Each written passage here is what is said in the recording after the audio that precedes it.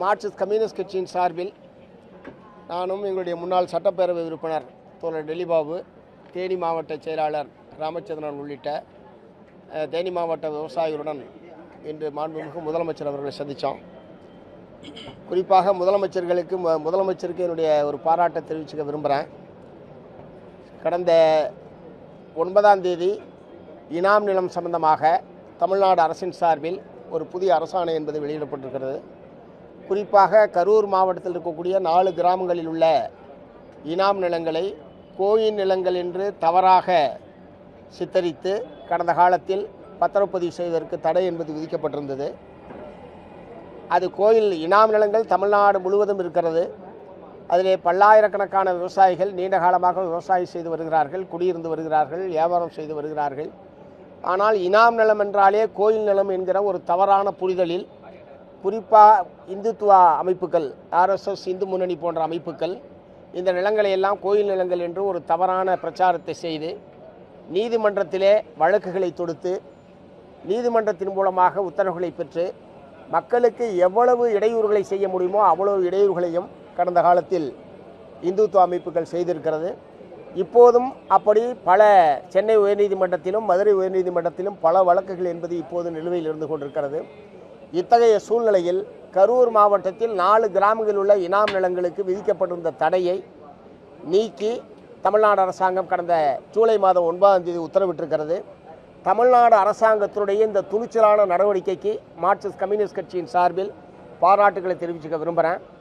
இது 4 கிராமத்திற்கு என்றாலும் தமிழ்நாடு முழுவதும் இது போன்ற இனாம் நிலங்கள் வசிக்கக்கூடிய, விவசாயம் செய்யக்கூடிய பல்லாயிரக்கணக்கான மக்கள் இதனால் பாதிக்கப்பட்டிருக்கிறார்கள்.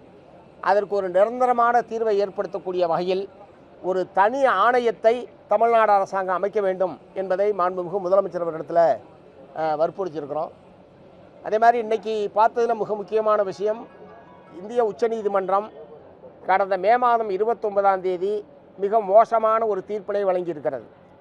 குறிப்பாக களக்காடு முண்டந்துறை, ஸ்ரீவில்லிபுத்தூர் மேகமலை புலிகள் சரணாலயம், அதே மாதிரி கன்னியாகுமரி மாவட்டம் உட்பட இந்த மாவட்டங்களில் இருக்கக்கூடிய வனங்களில் வாழக்கூடிய மக்களை எல்லாம் வரக்கூடிய ஆகஸ்ட் மாதம் 28ஆம் தேதிக்குள் வெளியேற்ற வேண்டுமென்று மிக மோசமான ஒரு உத்தரவை வெளியிட்டிருக்கிறார்கள்.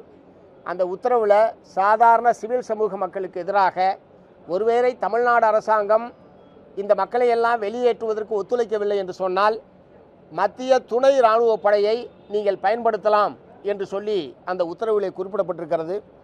உச்சநீதிமன்றத்தினுடைய இத்தகைய உத்தரவு என்பது உண்மையான கண்டனத்துக்குரியது.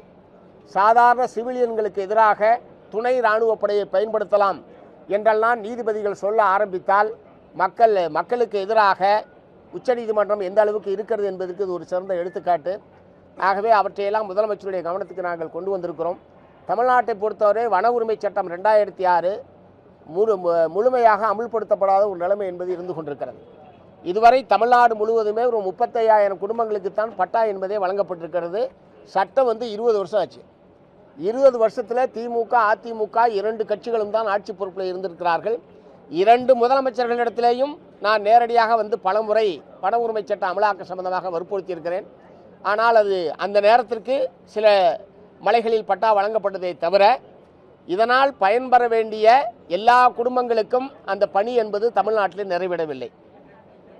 தேனி மாவட்டம் வருசநாடு, கடமலைக்குண்டு உள்ளிட்ட பகுதிகளில் மட்டும் 98 கிராமங்களிலிருந்து மக்களை வெளியேற்ற வேண்டும் என்று உச்சநீதிமன்றம் உத்தரவிட்டிருக்கிறது. ஆகவே ஒரு மிகப்பெரிய பதட்டம் தேனி மாவட்டம் முழுவதும் நிலவி கொண்டிருக்கிறது. ஆகவே இந்த பிரச்சனையில் தமிழ்நாடு அரசின் சார்பில் உச்சநீதிமன்றத்தில் மறு சீராய்வு மனு தாக்கல் செய்து இந்த தீர்ப்பை நிறுத்தி வைக்க வேண்டும். 2வது, வன உரிமை சட்டம் 2006 பழங்குடியினர் மற்றும் வனத்தை சார்ந்து வாழக்கூடிய இதர சமூகத்தினருக்கு அந்த சட்டத்தில் உள்ள சரத்துக்களின் அடிப்படையில் அனைத்து பயனாளிகளுக்கும் வன உரிமையும் நில உரிமையை வழங்குவதற்குரிய நடவடிக்கைகளை தமிழ்நாடு அரசாங்கம் தீவிரப்படுத்த வேண்டும். இந்த 2 விஷயத்தை நாங்கள் வற்புறுத்தியிருக்கிறோம். அதே மாதிரி 2வது, விருதுநகர் மாவட்டத்தில் இன்றைக்கும் பட்டியல் சாதி மக்கள் வாழக்கூடிய ஒரு கிராம பகுதிக்கு பறைச்சேரி என்று பெயர் வைக்கப்பட்டிருக்கிறது. நீண்ட காலமாக இந்த பறைச்சேரி என்கிற பெயரை நீக்க வேண்டும், வடக்கு அச்சம் தவிழ்த்தான் என்று அந்த பெயரை மாற்ற வேண்டும் என்று அந்த கிராம மக்கள் கடந்த 15 ஆண்டுகளுக்கு மேலாக போராடி வருகிறார்கள். நானே அந்த கிராமத்திற்கு நேரடியாக சென்று மக்களுடைய கருத்துக்களையும் கேட்டேன்.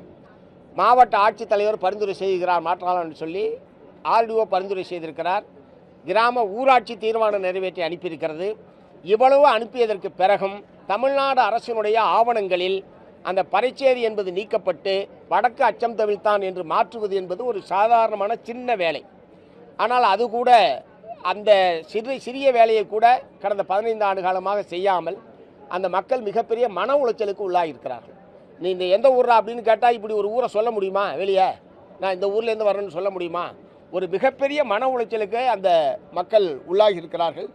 அதை ரொம்ப கவனமாக முதலமைச்சர் அவர் கேட்டார். அநேகமாக உடனடியாக அந்த பறைச்சேரி என்கிற பெயரினுடைய கிராமத்தினுடைய பெயரை மாற்றுகிற நடவடிக்கை உடனடியாக எடுக்க வேண்டும் என்பதை நாங்கள் வற்புறுத்திருக்கோம். மூன்றாவது, வடக்கு அச்சம் தவிழ்த்தான். ஏற்கனவே அச்சம் தவிழ்த்தான் என்பது அந்த கிராமத்தினுடைய பெயர்.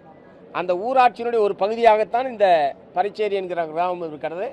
அந்த கிராம ஊராட்சியே வடக்கு அச்சம் தவிழ்த்தான் என்று மாற்ற வேண்டும் என்று அவர்கள் பரிந்துரைத்திருக்கிறார்கள். மாவட்ட ஆட்சித்தலைவர் அதை பரிந்துரை செய்திருக்கிறார். ஆகவே இங்கே வருவாய் நிர்வாக ஆணையர் ஒரு உத்தரவு போட்டால் முடிகிற விஷயம். ஆனால் அது கூட இது இரண்டாவது. மூன்றாவது, சேலம் மாநகராட்சிக்கு தண்ணீர் விநியோகிக்கிற உரிமையை சூயஸ் என்கிற பிரான்ஸ் கம்பெனிக்கு ஏற்கனவே திமுக ஆட்சி காலத்தில் ஒப்பந்தம் என்பது ஆட்சியை விட்டு போகக்கூடிய நேரத்தில் வழங்கப்பட்டிருக்கிறது. ஏற்கனவே இந்த சூயஸ் நிறுவனம் கடந்த 4-5 ஆண்டு காலமாக கோயம்புத்தூர் மாநகராட்சியில் தண்ணீர் விநியோகத்தில் ஈடுபட்டிருக்கிறார்கள்.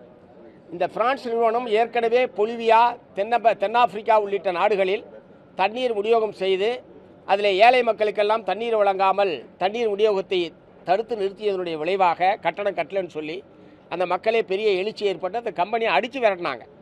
அப்படிப்பட்ட கம்பெனியிடம் இப்போது சேலம் மாநகராட்சியினுடைய நீர் விநியோக உரிமையை தமிழ்நாடு அரசாங்கம் வழங்கியிருப்பது என்பது ஏற்கத்தக்கதல்ல.